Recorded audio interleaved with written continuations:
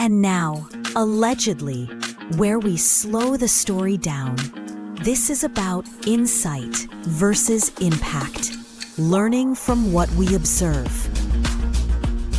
Instead of paying the price ourselves, their experiences become our education. So growth doesn't have to come with damage. Strong organizations are built on more than strategy, they're built on people. At Human Impact Development Consulting, we help organizations strengthen leadership and support staff well-being. We put clear people systems in place that actually work. From HR advisory and policy development to leadership support, we cover it all. Our approach is practical, ethical, and people-centered. If ready for clarity, confidence, and sustainable impact, visit sandrinedunkley.com. Human Impact Development Consulting, where people systems meet performance. Where truth meets opinion and headlines meet hard questions. Okay, welcome to Allegedly Season 3, Episode 32. All right. Oh my gosh, can you believe we're at Episode 32? Now, for today in Allegedly, I have a couple of clips that I want to react to that I got from TikTok, and we're just going to get right into it because we don't want to waste any time. I'm Coach Raquel, and welcome back. Please do not forget to like, share, comment, subscribe, and thank you so much for liking, sharing, commenting, and subscribing. I appreciate you and I value your participation and support. Okay, so let's go. But before we start to talk the people's business, let's do some house cleaning, some housework. Let's go to our fair use disclaimer first. All right, copyright disclaimer under Section 107 of the Copyright Act 1976. Allowance is made for fair use for purposes such as criticism, comment, news reporting, teaching, scholarship, and research. Fair use is a use permitted by copyright statute that might otherwise be infringing. And I also want to add to that, there's a little practice that I have, and you've heard it in the intro, the opening for this segment. We do this, I see these stories as, breakdowns that other people are going through, as moments other people are having that can inspire my own self-work, your self-work, our self-work, inspire us to work on self so we can achieve,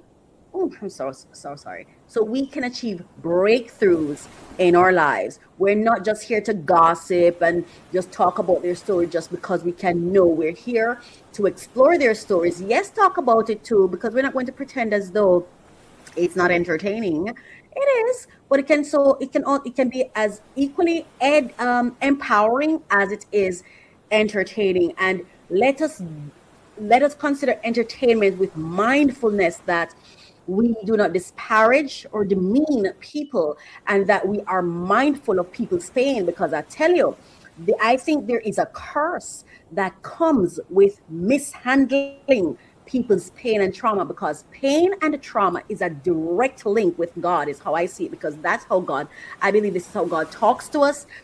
This is how God gets us to do his will. This is how he bends our minds and our wills to his way. So we ought to be careful and mindful and cautious in how we're handling other people's story. All right, so now we're going to go into our video. We're starting out with a clip from an interview that Tasha K had with Amanda Seales. Amanda Seales is one of those persons who I'm very intentional about supporting. I support Tasha K too, but not as intentional. Tasha K is more like, to be honest, she uses entertainment in a very powerful way to give meaningful information, especially when it comes to health and stuff. I realize that she's really into those things, and she has the wisdom to know how to use the gossip to get the attention, to get the crowd, so she can then present meaningful information. And she's doing something that I believe is very powerful, where she's doing with her lawyer, where she's helping persons navigate bankruptcy. It is powerful. It is powerful. And they have to, man, we love gossip.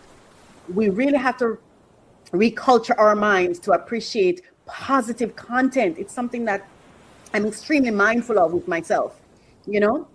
Yeah. I had to recondition my mind. So, and I love Amanda Seals. I love her. Love her, love her, love her. I'm intentional about supporting her. Yeah, so let's go. What I'm saying is, with someone with your knowledge, right, and your expertise, you've been in Hollywood, you've been out. You're asking me to change how I I'm not exist. asking you to change. Yes, you are, because I need you to know something. I just confidence can be quiet, confidence can be loud, but at the end of the day, confidence is an assurance that you've created for yourself because you've done the work. You've seen the results of your work, so you're confident, and that makes people who are not confident feel some type of way. And we live in a society that actively seeks to make us feel. My gosh, I'm going to let her finish, but I have to say this. Yesterday I had to sit with myself and say, Raquel, why do you have cognitive dissonance around love and relationship? Because I realized that I'll feel rejected by somebody, but I'm still desiring them. And I sat there and I said to myself, do you know that you love movies, and I'm happy that you love movies, but you have developed a habit and a conditioning of cognitive dissonance. And I sat there and I'm like, oh my gosh, are they intentionally conditioning us to be cognitive dissonant? To have cognitive dissonance, okay? Is there an intention to make sure that, because even when I think of the Bible, it's like we read it, we know it's the past, but for some reason, we ignore our own instinct to relive when that's not what it's for. It's like there is a constant, all the training and the conditioning and the church and the education system. And I'm not saying all, because I see, especially these two churches that I spoke with you about, the reason I even mentioned them on my program is because I see an intention from them to talk, to cater to the positive life outcomes of people. And it's not just about, they're not just about heavily mindedness. They are about the quality of life that you live right now. Because I had to check myself, like, when it comes to love and relationship, there's cognitive dissonance. It's like I see someone rejecting me, so why am I still here cultivating a desire for them? Why am I still here cultivating love for this person? Yeah, like, yes, I can have love in my heart and even my soul for you, but I don't need to farm it. I don't need to cultivate it. I don't need to invest in it. Not unless I see where we're both at the same place, and you've demonstrated to me that you actually value and desire this love in your life. Because it can be there, but I don't have to feed it. I don't have to nurture it. I don't have to fertilize it at all. And then I can focus on fertilizing actual relationships that are healthy for me, that are mutually beneficial, that has a mutual desire, that has mutual interest and investment. And I'm like, oh my gosh, this is something I really, really, really need to think about, to make sure I don't lock myself into anything, any ideology, any circumstance, any situation, because I have some information about it that I can't circumnavigate. Does that make sense? Right. So it's the same thing. It's like it's like almost like if you're positive and confident, it's like you become a problem. And I understand it, because you see, we claim that we serve God. We claim that we are obeying God. We claim that we're living for God, right? Not for God, but living a life that God would be proud of. But then when we really look at what we call the broad road and the narrow road, do we choose people in our lives that hold us accountable? Do we choose people in our lives that will make us not get so comfortable that we conform to this world? Do we choose like that? And before we can even think of choosing people like that, we first have to be at a place where we are holding ourselves accountable, where we have our own confidence. Because I've heard persons hate on Amanda. And these are people who are thought leaders and people who have sway and who have large followings. And I've heard them going on her. And when I hear them going on her, I'm like, oh my God, look at the play. Look at the play. Yeah, because when you really, if you really take your own, do your own homework and go to Amanda, you realize that Amanda is actually an advocate for the Black community and for positive outcomes for Black communities and Black people, right? She is passionate about who she is, her roots, but she's confident, and she does not allow people to diminish her. And when she walks into rooms, she owns who she is, and she will not allow you to silence her or put her in a corner or put her in a box. And guess what happened? She is now dubbed problematic. And in my dear little, oh my God, I ordered my dear little Black girl book last night, and I can't wait for it to get here. Now, in that book, I have one of my editions is on, oh my gosh, it slipped me a little bit. It's on something, yeah, one of them is called Be Problematic. Be problematic. I'm not saying you shouldn't, there are not moments or spaces within which you should be agreeable, but those are spaces where it should have already been established that there's an agreement where your care and your well-being and your wellness is a priority. You must first be a priority in any space, place, or with any group. You must first be a priority before you start becoming agreeable or amenable or start making shifts and changes and what do they call that when you and compromises. You must be of high priority in any space you seek to compromise. You must first be a priority. Your positive outcome, your positive outcome must first be a priority before you even think of compromising or being agreeable. Your welfare must matter first. All right. So be confident. And I love that Amanda does not allow anyone to put her in a corner, baby. She's going to show up herself, and I'm quite like that. I have realized and learned that it doesn't matter what space I'm in. If you're seeking to diminish me, I don't care how I feel about you. I don't care what you've done for me. If you're seeking to diminish me, put my light under a bushel, baby, then you're not where I need to be. Like, we cannot be confident about anything. It constantly gaslights us. It constantly lies to us. Confident feels some type of way. And we live in a society that actively seeks to make us feel like we cannot be confident about anything. It constantly gaslights us. Yes. It constantly lies to us. It constantly tells us that we are not worthy. And constantly publicly punish people who show confidence. To that is counterintuitive. No, yes. I'm going to be who I am. Absolutely. And I am direct. Yes. I am sharp. Yes. I am honest. Yes. And I'm on the internet in pockets. There you like go. People see 3 minutes and think that's your existence. You know, and a lot of times I'm packaged by other people who don't have my best interest or the people's best interest. A lot of times I'm packaged and presented by other people who does not have her best interest at heart. You know, there's a clip that I saw in an interview where they were talking, and I have not watched the documentary, so I'm not commenting on the entire documentary, but I have to say this. There's a clip that I saw of them talking about Sean Combs, and they showed a clip of him talking to his lawyers. I'm getting emotional just thinking about it, right? He was talking with his lawyer. And the way they present the clip was when he said, listen, I hire you, you're professionals, do your job. I don't care who you have to do. And I am saying to you that when they put that clip up, they actually put the clip up as a way of demeaning him, as a way of saying, look how horrible he is, look how he behaves, I've had that happen to me. Let me tell you something. What Sean Combs did was a boss move.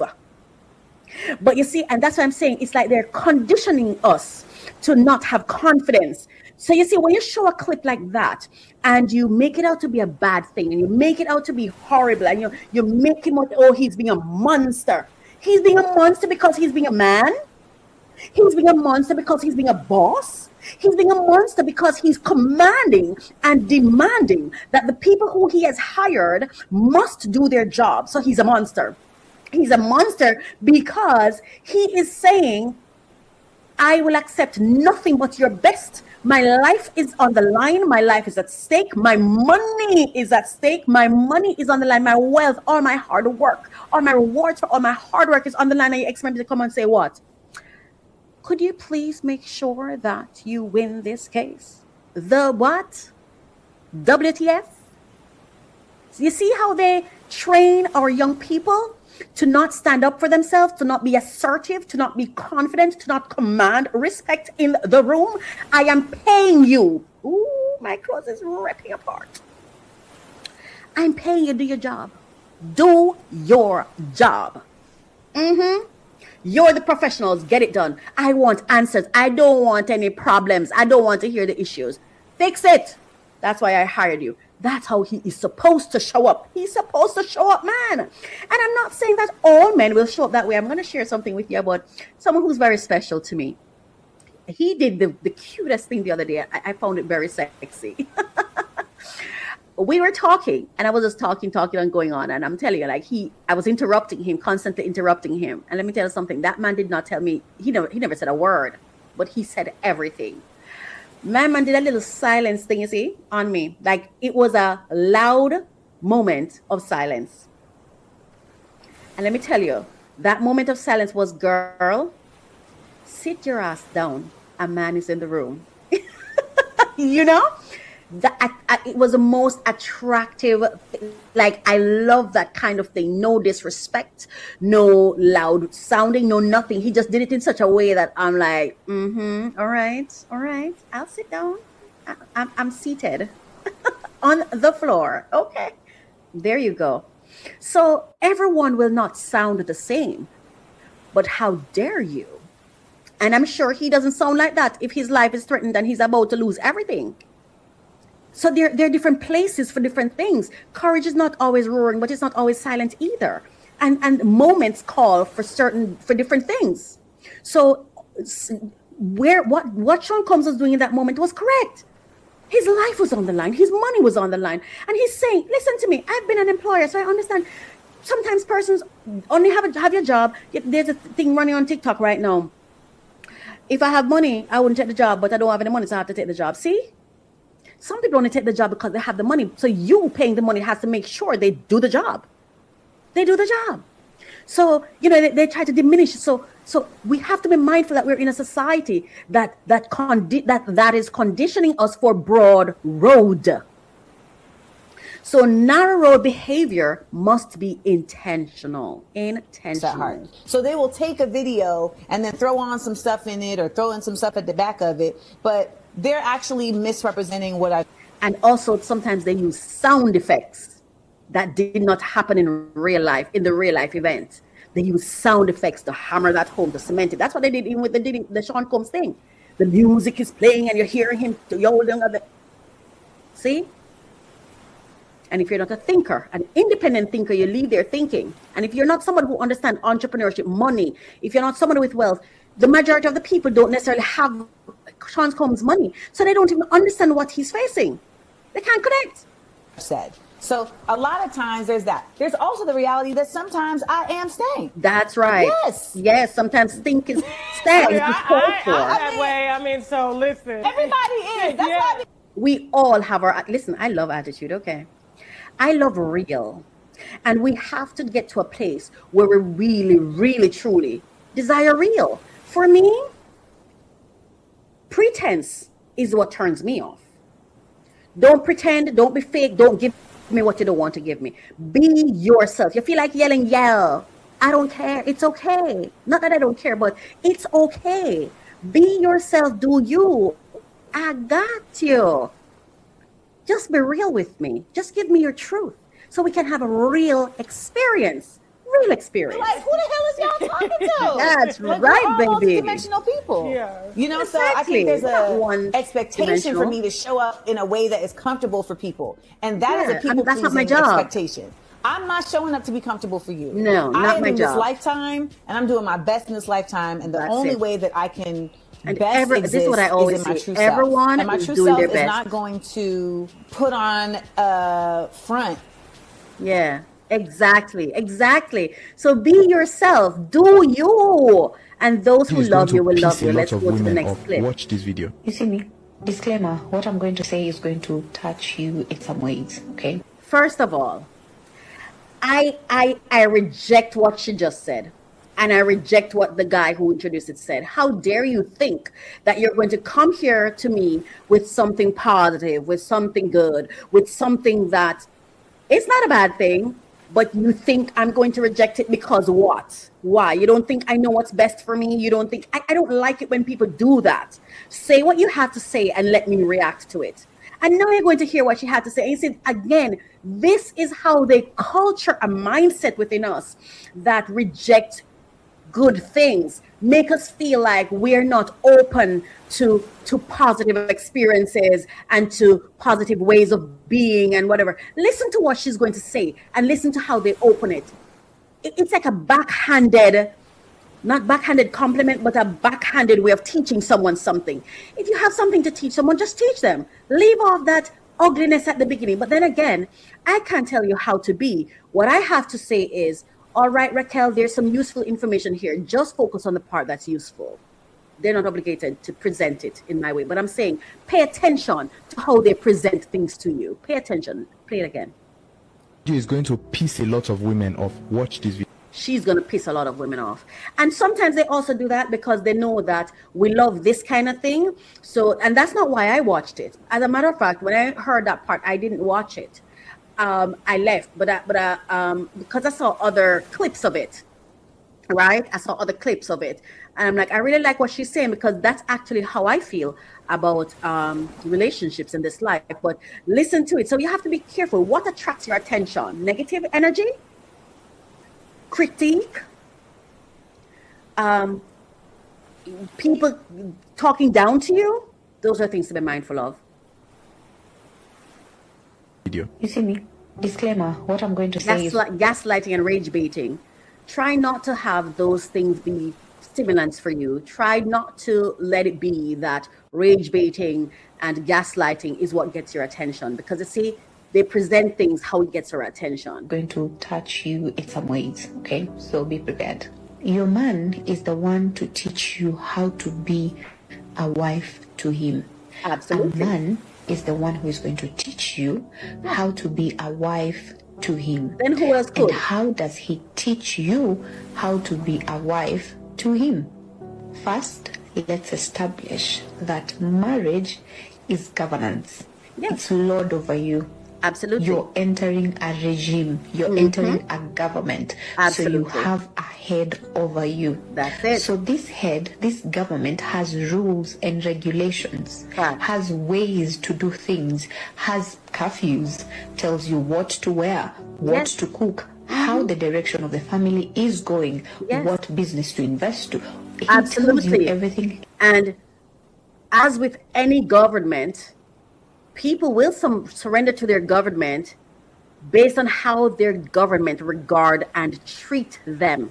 So all the men getting happy, good.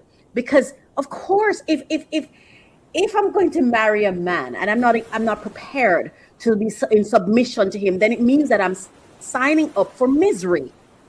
I'm signing up for misery for the rest of my life. Right? All of what she's saying, absolute fact.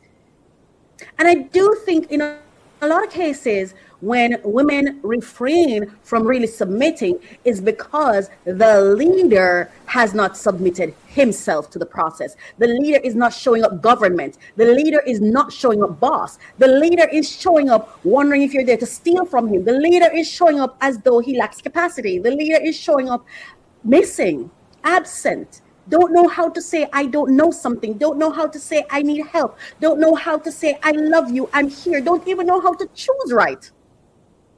Doesn't even know how to choose right. Doesn't even know how to choose the woman who would actually submit to him. Many men are out here chasing asses. Asses go to the toilet. Asses go to toilet. That's what ass is for.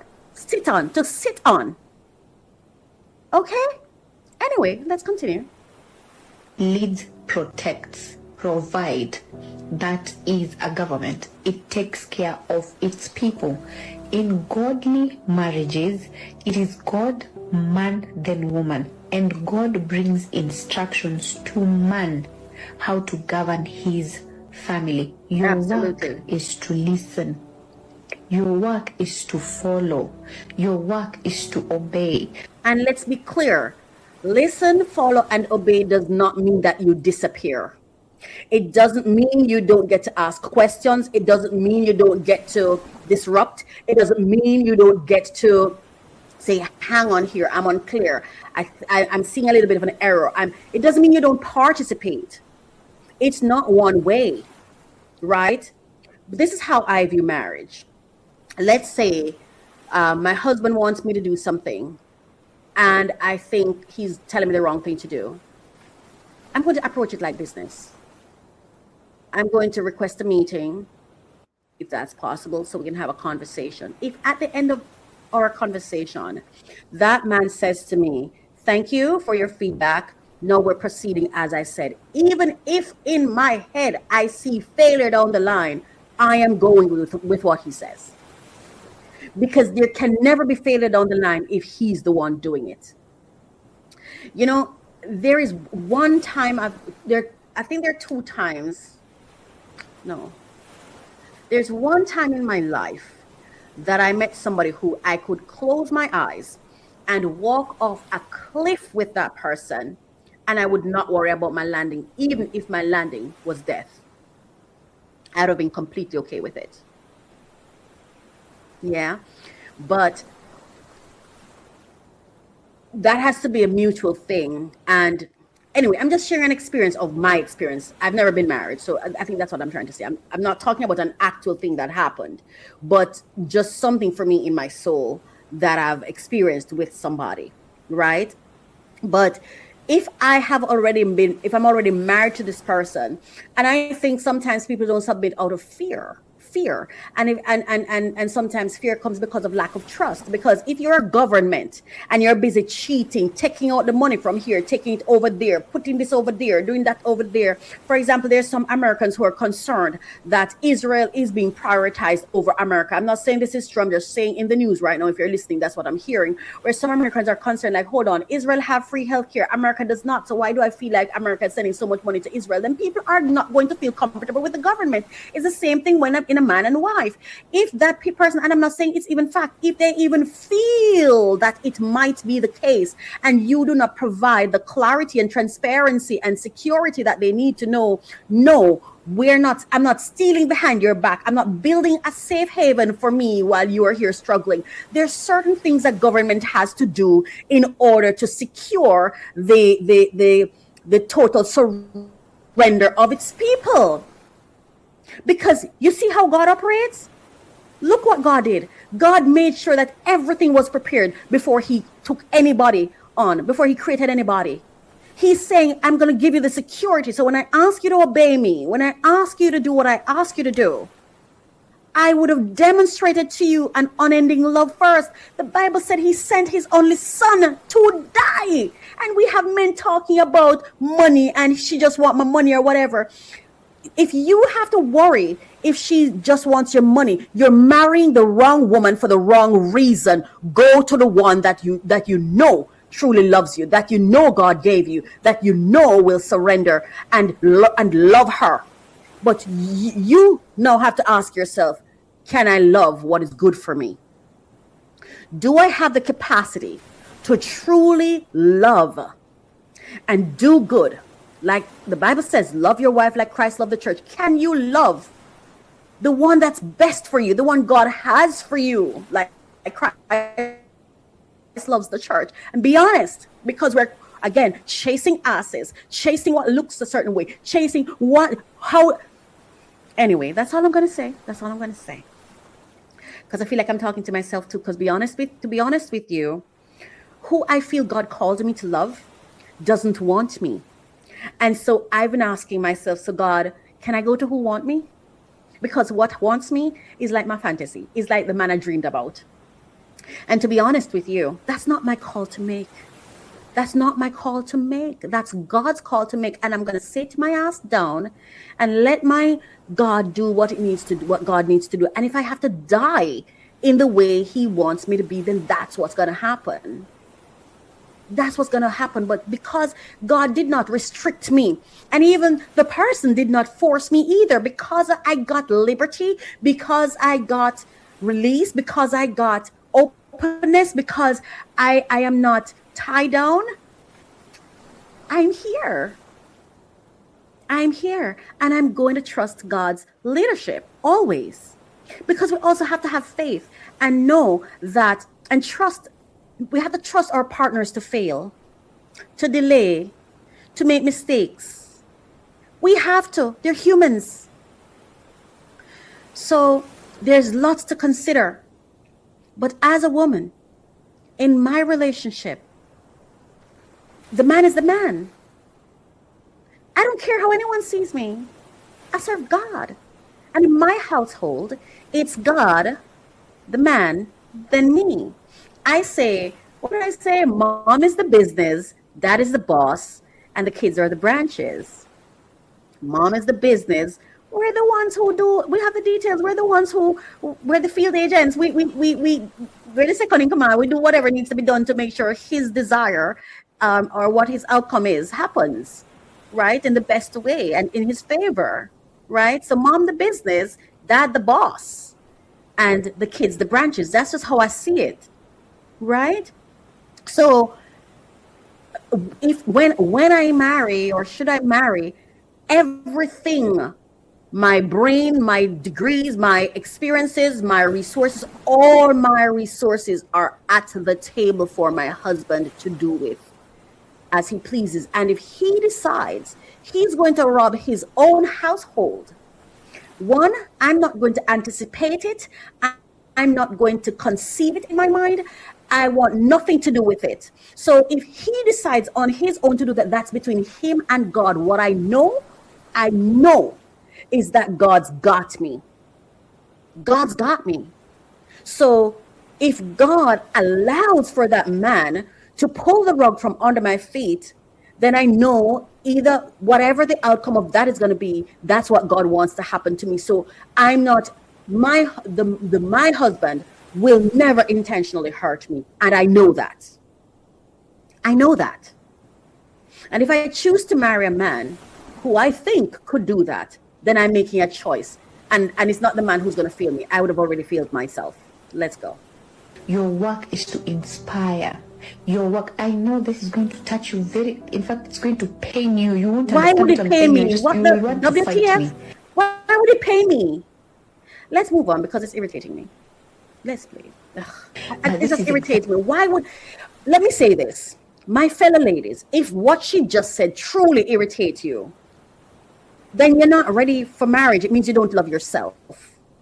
If knowing, I cannot imagine any woman who does not want to inspire her husband. I know for me, the only thing for me between me and inspiring a man is access and permission and knowing that I'm doing something that he values. I have to have the agreement of the man that he wants me, he wants to be with me, and he wants me to have that role as his wife. If I don't have that, I will be hesitant with everything I do with him. I cannot surrender. And I don't see why it would be any different for any other woman.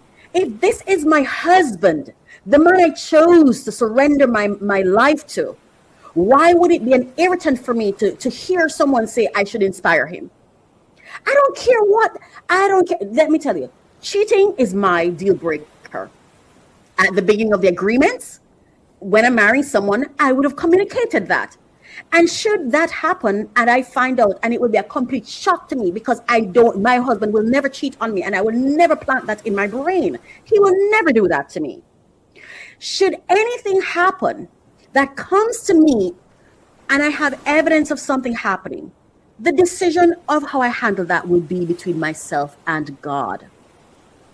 And because I already know God and I've already communicated, and I would have in that relationship communicate my deal breaker, I would move on with no issues. I'd be happy to say, thank you for demonstrating to me that you no longer want to be with me. I wish you nothing but the best.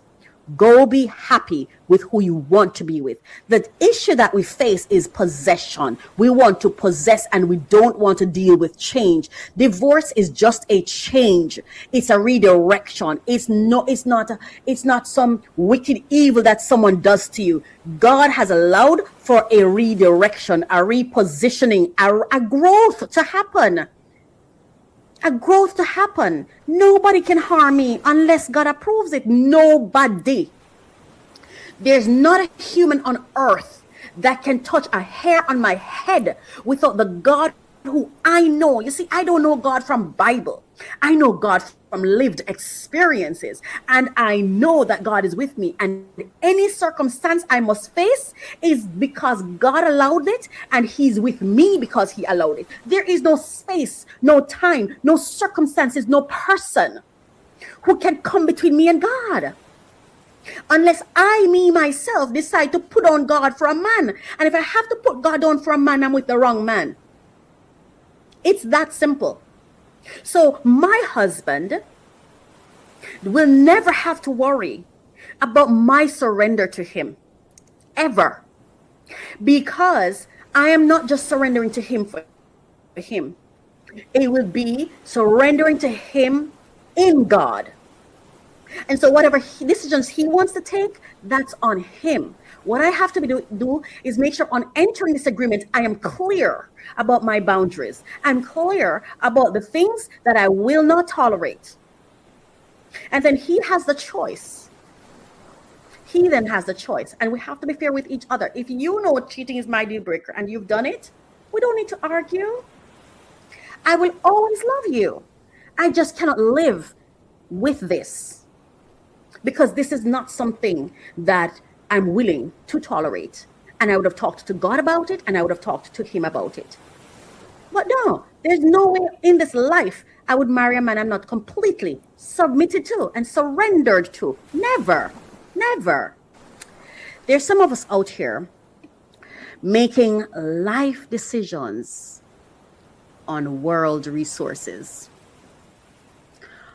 making spiritual compromises for money, making spiritual compromises for things and for looks and for feelings and for lust. I don't know what happens to me when I'm no longer here. But you know, one of the things sometimes I think about, what if where I go, what if the next level after death must be prepared for based on my obedience here? What if where I'm going next requires like the legacy of my investments in life, the life choices I've made? What if the return on investment will determine how I perform where I go next? What if I'm not going to burn in a hellfire, but I'm going to go to another planet or world that is more intense than this one, that has more temptations than this one? Oh, why am I getting emotional? But this is why I got emotional, because this is what we have to understand. And I don't know about you. I don't know Bible so well, but I have a relationship with God, and I have literally experienced God being hurt because I made poor decisions that hurt me. I've experienced God being hurt because I was disobedient. I've experienced God being hurt because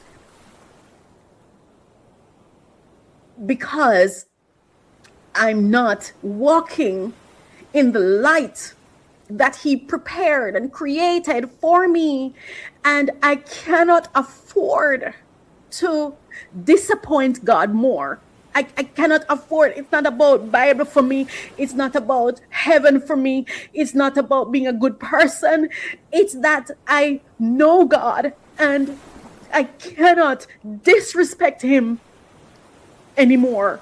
I cannot live a life that make him look bad. I cannot be so focused on the little world things that I dishonor the very essence, the very source of my life, the very person who designed and created me and us. I'm going to say this. There is a man that God showed me and said, that is your husband, right? And that man does not want me. And I don't want him to settle for me either. I want him to love who God tells him is his wife. Yeah? And I want him to be happy. And if God says to me that this is the man I'm supposed to marry, and that man says no, and to honor God, I have to be single, sexless, and companionless the rest of my life, I'm okay with it. And it's not because of the man. It's because of the God. Because I know the only way that man will not be my husband is if God says, I told you this, I did not lie to you, he is, but I'm going to make a different decision. That would be that, because God knows that in the end, that's the best decision. And I will live the rest of my life loving this person. Yes. What I'm trying to say is, let me use another example. If tomorrow, and I've been there, where God took everything from me, and and the moment it happened, I knew it was God. If God says you need to sit in a cell for the rest of your life, if anywhere, any situation I end up in, I know God would have approved it, so I will do it. And I'm not saying I won't complain, I won't cry, I will go through it, whatever, but I don't want anybody to don't try to save me. God's got this, and if God don't send you to me, don't come, because I don't want anything other than what God wants for me. So when it comes to marriage, and when it comes to things we're doing with each other, we ought to be careful. We're dealing with people who God loves. I don't care it's a murderer. I don't care who it is. We're dealing with people God loves, who God loves. So we've got to be careful what we're doing with them. So let me go back. Of course, if I marry a man, he has my complete surrender. That's it. It's that simple for me. Let's keep going. Exactly what you're required to do. Uplift, nurture. Make him become what he was called to be. The Bible says, exactly. It is not good that man should be alone. I will make him a suitable helpmate. You're suitable for him. You're made for him. And he is the only one who can teach you how to be for him. Exactly. Who else could teach you how to be for him? Like, of course. And I think sometimes where leaders fail is that they fail in the picking. Did they choose who God told them to? And two, did you create the training that was necessary for the person to understand? And are you consistent? Is your communication clear and consistent?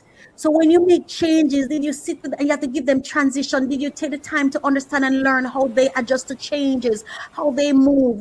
You see what I'm saying? So you have to, there's some things as a leader that you have to also do to ensure that persons can actually follow you. And because somebody might want to surrender. I know I've gone through that, You may want to do something like in that work, your employer wanted to do something. For me, I will just try till I get it. But sometimes I need clarity, even with my clients. Sometimes, yesterday, right, I rebranded I did a complete overhaul of one of my clients' website. You know why I did that?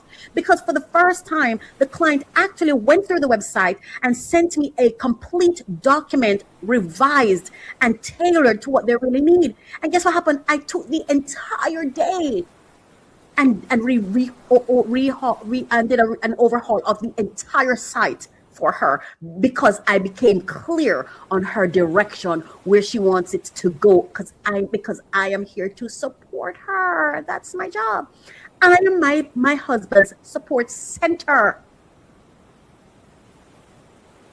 That's why I'm here. If the man you're marrying, you're not his support center, why are you marrying him? World reasons. Okay, well, that's between you and God. I can't speak to that. Let's keep going. Let's keep there. Let's go to the next clip. The next clip is no. Let's hear this man, and I respect this man so much for daring to go there. You know, we talk about so many things, but let's look at what's really going on, because we're talking about surrendering to our husbands. Let's say you surrender to your husband, and your husband is a part of this. And you see, one of the things with us is sometimes we don't like to face the truth of something. You know, I'm the kind of person who's going to tell my husband, hey, this is what I'm seeing. I'm still here for you, but I'm going to tell you the truth. I'm going to tell you the truth of how you're behaving, what's happening. And one of the things I have made a commitment to myself is never to be fake, because I cannot have a real experience with anyone if I show up fake. Everything does not have to be comfortable. And what is comfortable? What is comfortable? Because I'm changing my idea of comfortable. I will be comfortable because I understand that change is consistent, and I understand that pain is life. So pain does not make me uncomfortable. Pain says to me, oh, we're going somewhere. We're making progress. Yes. There's no growth without changes and moving around and adjustments. Yes. Right? Let's listen to what this man is saying. So OnlyFans made $7.2 billion. $7.2 billion. $7.2 billion worldwide, 2025. That's right. This is the top 10 countries. And even the countries outside of this top 10 list, when they tallied up all the revenue, all the countries combined, $7.2 billion. Wow. That's a freaking shame.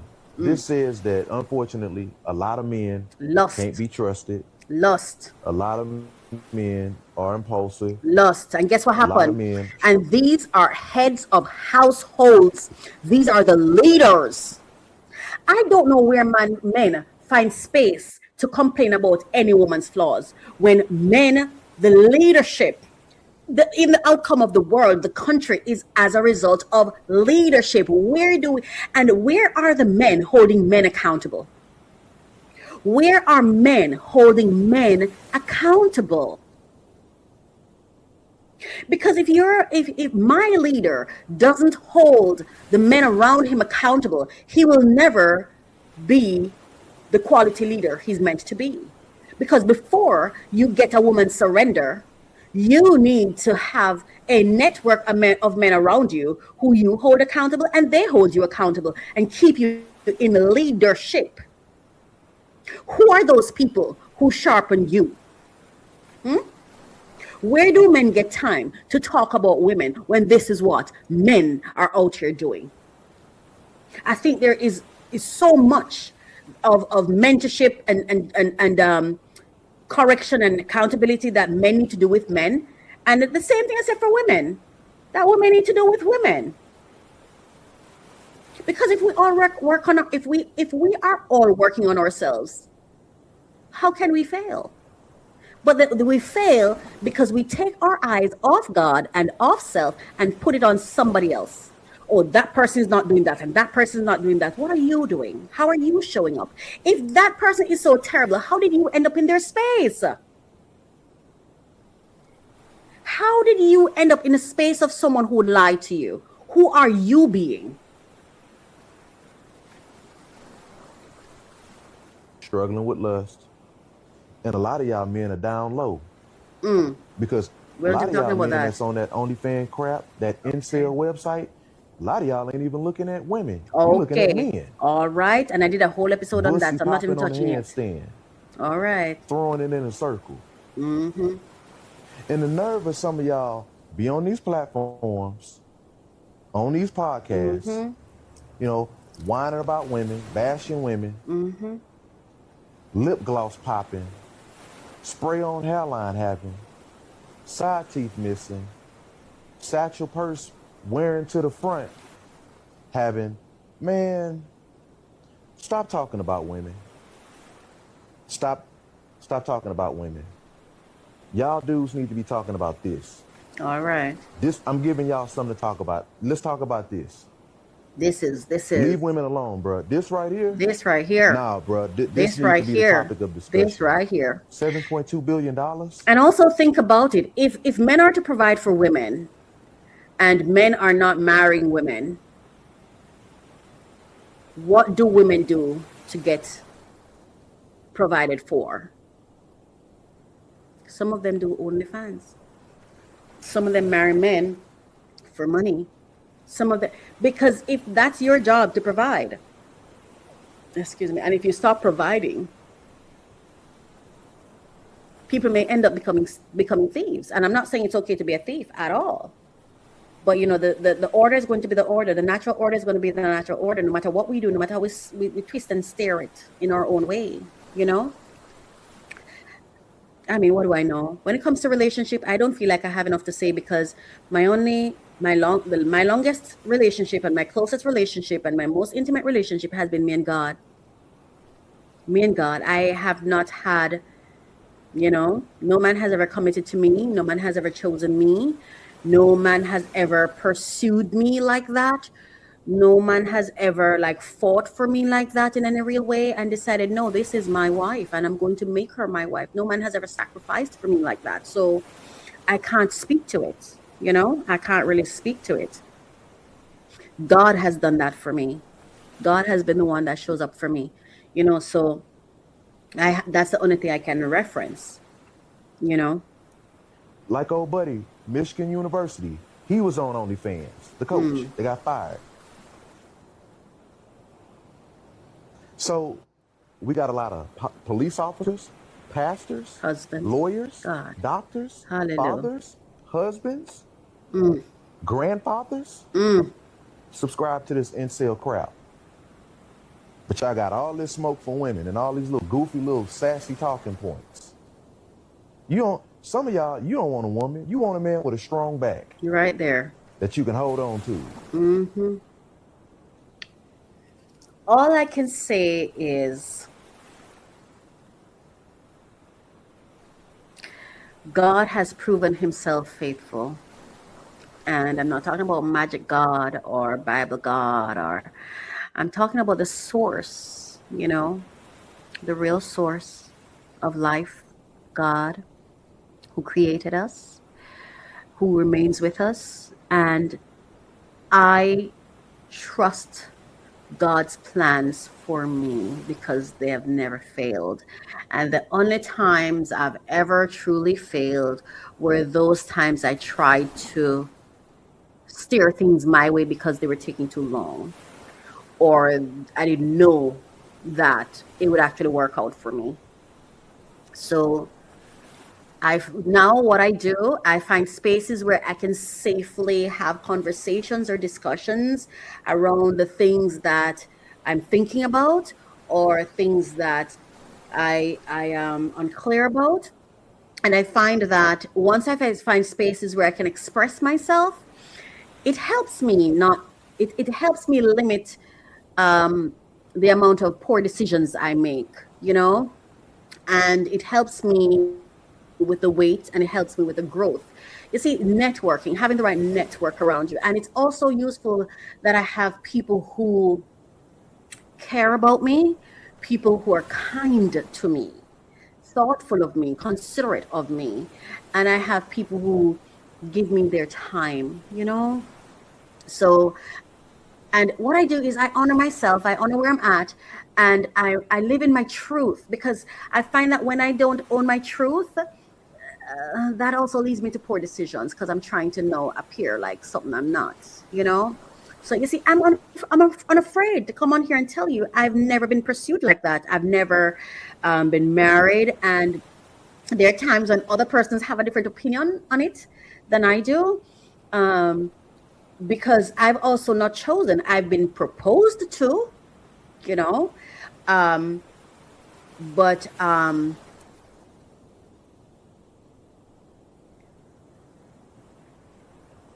I trust God. I trust my process. I trust my life process. I have real joy inside. So my life is where it's meant to be, because I have real joy, and I have some quality people who I know love me.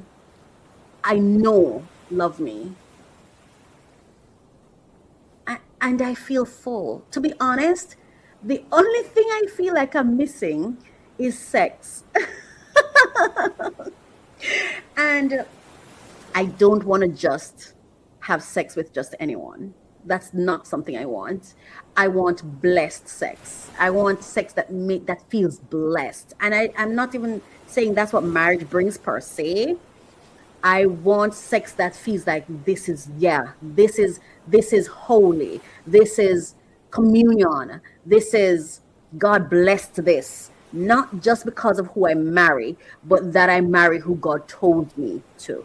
Or I am in a marriage that God himself designed and coordinated, even if it's for 5 minutes or 10 million years. You know, because like I said, if this life is preparing me for the next, for another, let me put it that way, prepare me for another, I want to run this race with mindfulness. And with that said, thank you so much for listening to, for watching and listening both to Allegedly Today. I'm Coach Raquel, and please remember to like, share, subscribe, leave a comment, and know that I appreciate and value you. So thank you so much for staying with me so far. I love to open new packages. I want to deliver the latest information on top funding opportunities for entrepreneurs who are seeking funding. Come along with me. I'm Coach Raquel, and this is a passion project for me. So I'm so happy to bring this to you. Thank you so much for listening. Thank you for watching.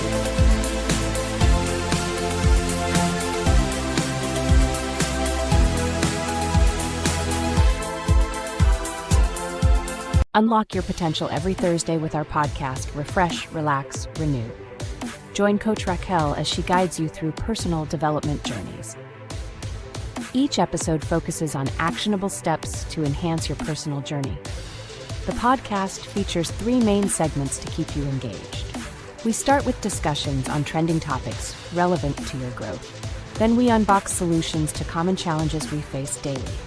Finally, stay updated with fresh funding opportunities each week.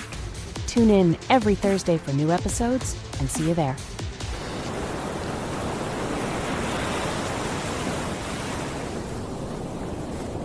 Welcome to mycoachministry.com.